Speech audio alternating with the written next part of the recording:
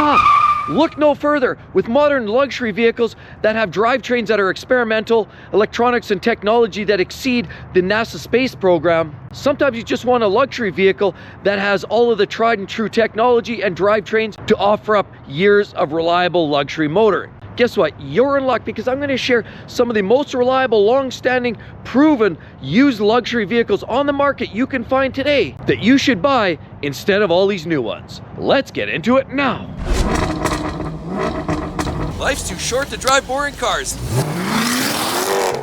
The first model right here is a car that I would advocate all day long. Not necessarily BMW, because a lot of BMW products are still not all that reliable and they do cost a lot of money to keep on the road. But this particular model here is one which I would recommend because it doesn't have all of the extras. It doesn't have hybrid, although there's a hybrid version of this 5 Series sedan. This one, particularly with this drivetrain, does not have a hybrid drivetrain.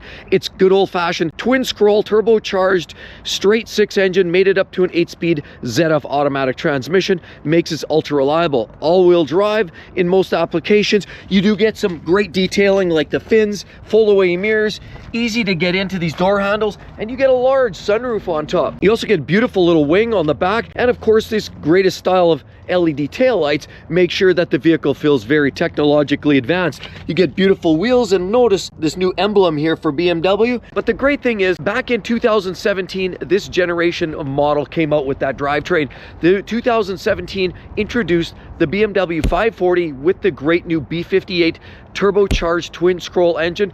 Features a closed deck design, so you don't have blown head gaskets, heat encapsulation, so you don't get the temperature swings. You get better fuel injection system. You don't have the Ghana or the piezo injectors from before. You get a mechanical water pump, and you get a drivetrain that is absolutely bulletproof. A small $2,500 tune, and you make the M-Boys blush. These cars are great. They're luxurious. They're quick. 0 to 60 is about 4.6 seconds. Plenty of performance, lots of luxury in this vehicle, and one of their most reliable setups currently in the BMW variants. You'll notice inside these vehicles too, you get a great little heads-up display. You can see the panel right there. You get the glorious iDrive system in a lot of these vehicles, of course, and in this version you'll notice inside the seats you have quilted stitching. Absolutely gorgeous car in every way, and brings luxury direct up front and personal with these vehicles. And the beauty is, because we're talking 2017 and 2018 model years, you're well beyond that 5-year time frame. You're likely to be up to and maybe possibly beyond 50% depreciation, so you can get yourself a magnificent deal. Just find a vehicle that's never been in a crash, never been in a wreck, never been underwater, and it's been well maintained, and you've got yourself a winning combination with the BMW 540. And here's another one. This one's next on our list of some of those vehicles that you have to consider. If you're looking at luxury vehicles, there's no way you can walk by this vehicle and ignore it. Of course, we get beautiful LED lamps, more accents there, and this big bold grille that some people love it and some people don't necessarily love it that much. You get a great looking accented hood, and it looks very sporty. Let's take a look around. Right here you have headlight washers right there, and as we look around here, we have the LC500 mirrors, which this is absolutely gorgeous, modeled after sports car. No sunroof on this version, although that is an upgrade. You can get that, and naturally easy access in. You get alloy wheels on these vehicles, and look, LED taillights, absolutely gorgeous. And I love this new light bar on these vehicles. This is an IS300 all-wheel drive, so you can get pretty much all-wheel drive in all of their models, but I wouldn't necessarily recommend the IS300. Rather, I would go with one of two models. The IS500, which is their beautiful naturally aspirated 472 horsepower V8 engine. Absolutely a banger, reliable, powerful, and it sounds wonderful. That one only comes with rear-wheel drive. If you need the all-wheel drive system, I would go with the IS350 that looks almost identical to this. Usually has the F Sport, gives you other package, other details, nice black trim, and other accents, including the F logo. But get that with the all-wheel drive system, and you have a vehicle that's luxurious, powerful, sounds good, and is so reliable it absolutely hurts. So the Lexus IS350 and the IS500, definitely for the win. Chock full of technology. Go back as far as you want. Really, almost every IS series of Lexus vehicles has been reliable, other than possibly the IS250.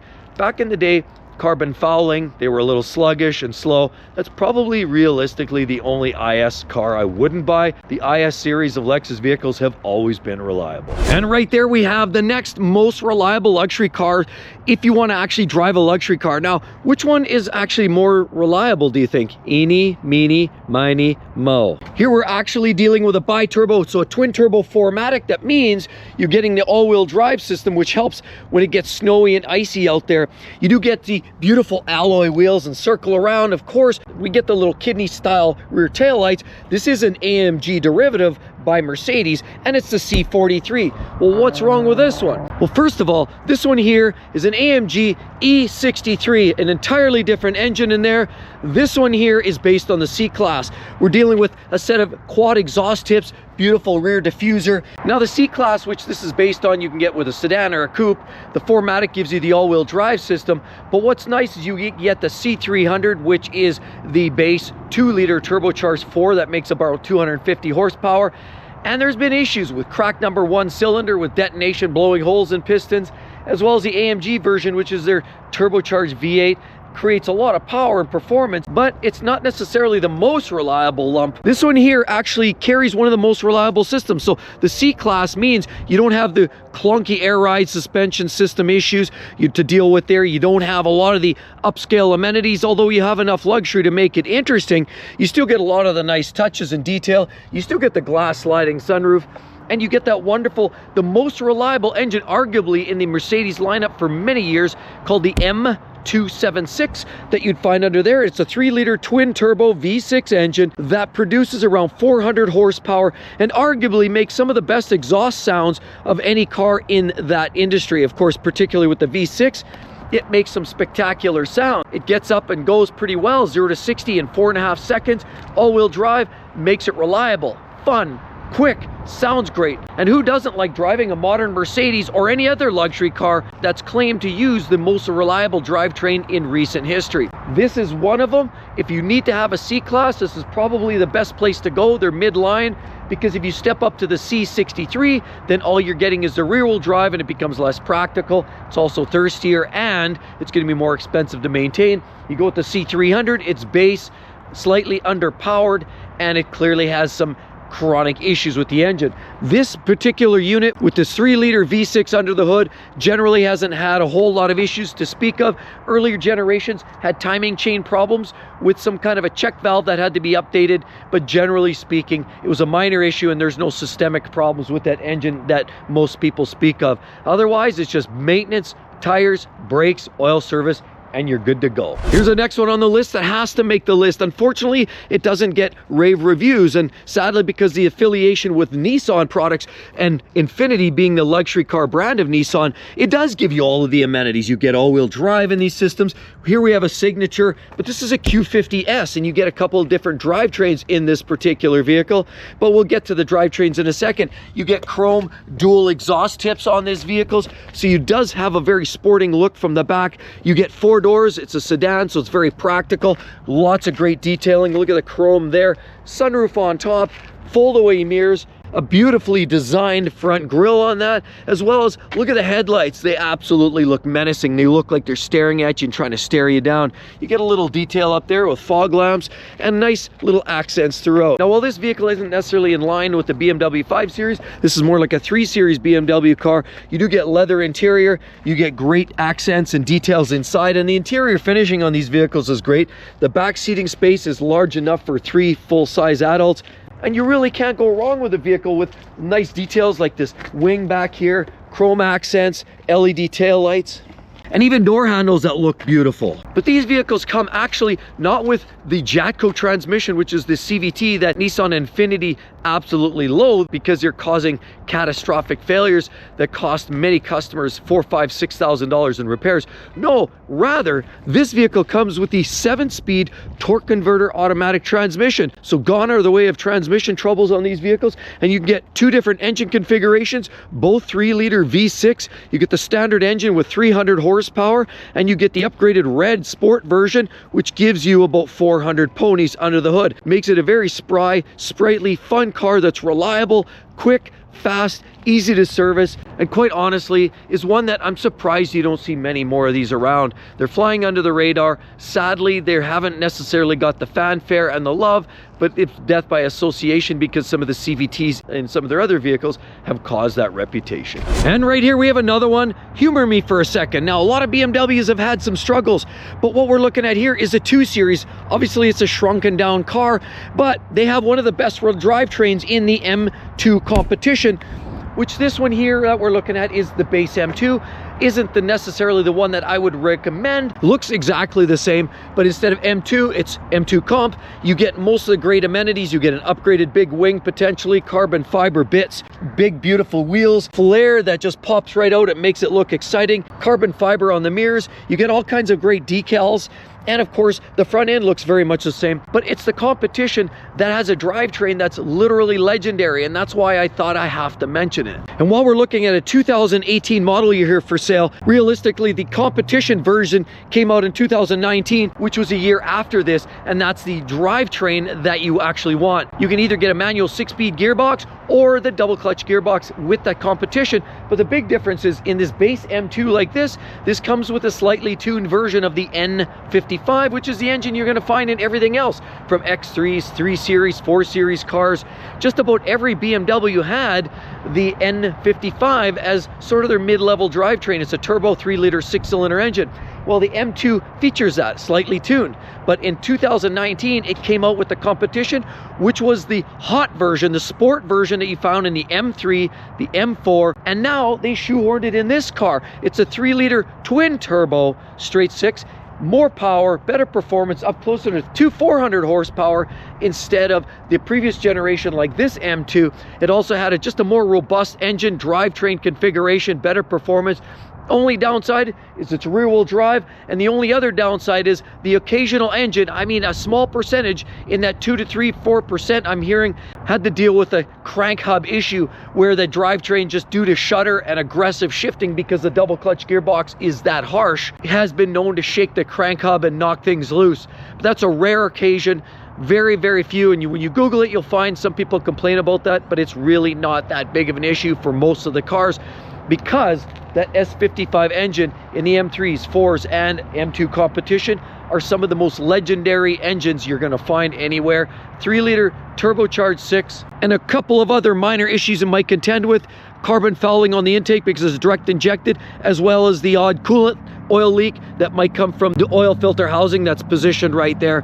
But that comes with a significant amount of miles, hard use, many cold and hot cycles. Generally keep up with the maintenance, and the M2 Competition or M3 or M4 that carry the same engine after 2019 are the vehicles you want. They're bulletproof, strong, fast, furious, and they represent everything a good performance, sport-tuned European vehicle should be. And there's a representation of one of the best luxury cars you can possibly buy or throw your money down in this current generational market. What we're looking at here is the downgraded version. This one I wouldn't necessarily buy because this one has a derivative of the EA888 engine. This one here is the S version, the S3, the 4 rings of despair. And it does come with a great set of exhaust tips, some magnificent colors. You do get some laser cut rims, all kinds of other nice details along there, fold away mirrors, and you get lots of glass on top. You get the big beautiful LEDs on the front and the big bold grille, as you can see right here in the S3. But it's not the S3 I would buy, no. The Audi is produced and has produced one of the best engines that you could possibly imagine or muster up anywhere. Direct injected, 2.5-liter, 5-cylinder turbocharged engine that produces a mass amount of performance. It's usually teamed up to a 7-speed DCT gearbox, depending on the car. And if we're looking at this chassis, instead of getting the S3 with this turbo 2-liter, you got to step up to the RS3 and you get the 2.5-liter 5-cylinder engine under the hood. You can get that in the RS3 or you get it in the outgoing TTRS. Back in 2009, on the 2nd generation of the TTRS, they equipped the same drivetrain and chassis as the RS3 like this. but in 09, it was a 360 horsepower unit with a 6-speed manual gearbox or an upgraded 7-speed double clutch gearbox. 2017 to 2020, they created this next generation, a turbocharged 400 horsepower, 2.5 liter, 5-pot connected to only a 7-speed dual gearbox, which makes it 0 to 60 in down around that 3.4 seconds. And in most markets, it was within 0.1 or 0.2 seconds as quick, 0 to 60 as the big brother, the Audi 8, the supercar. It was incredibly fast. The TTRS and the RS3, like we see with the sedan right here, was only a tick slower because of the additional weight. While this is a slightly subcompact vehicle and chassis, it's very sporty.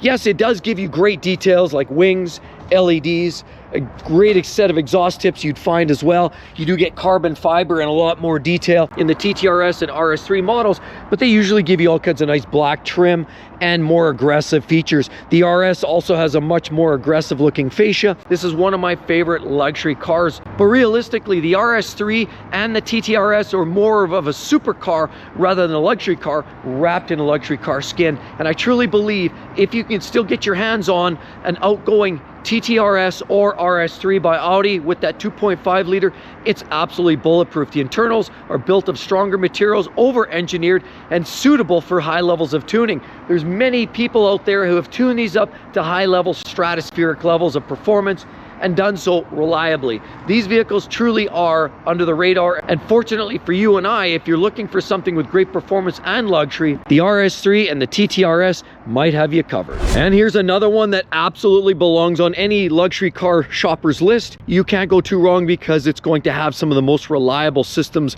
on board. These vehicles, the Lexus ES, as we're looking right here, this generation is the 7th generation of a series of vehicles that came out in 1989 when they all featured a front engine, front wheel drive setup. Now, of course, you can get in the later generation, the 7th gen, you can actually get it with an all-wheel drive system. A lot of times it will say all-wheel drive in this particular version.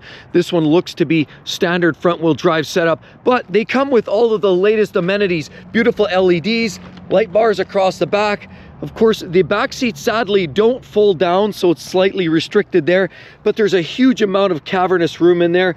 The front setup has all of the luxury amenities, although the touchpad is a little bit distracting. These vehicles are absolutely bulletproof. On some of Toyota and Lexus platform of reliability, this one comes with the ES350, and this is the generation and the model that I personally would recommend, because either whether you buy the front-wheel drive or the all-wheel drive version, these vehicles come with a 300 horsepower naturally aspirated V6 that runs sideways. That's right, transversely mounted, driving power just to the wheels. It does all of that through an 8-speed shiftable automatic transmission. And the beauty is these engines aren't just direct injected. We spoke of how direct injection can break down an engine and actually cause all kinds of problems from fuel consumption and actual engine failure. This also has port fuel injection, so it's dual fuel injection. You don't get carbonization, and it's ultra reliable. You are able to opt for different drivetrains, different setups. The base model in certain markets is an ES200, features a base 2-liter engine available with a front-wheel drive setup.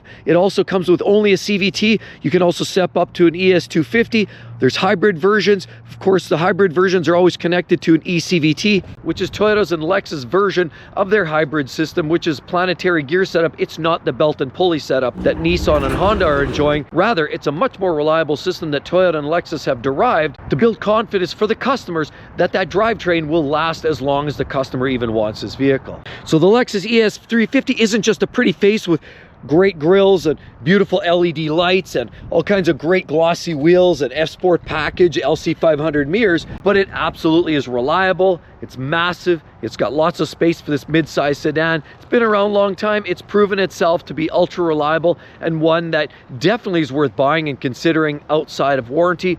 You want to buy one of these used, you're going to save yourself a few bucks, and you're going to have a vehicle that's likely going to run 300,000 miles all day long. And with that said, definitely want to see that. Some of the worst engines that are packaged into modern day vehicles, you're going to want to avoid them like the plague if you love your money, your time, and your sanity. Hope to see each and every one of you on the next one. We'll see you real soon. Bye-bye.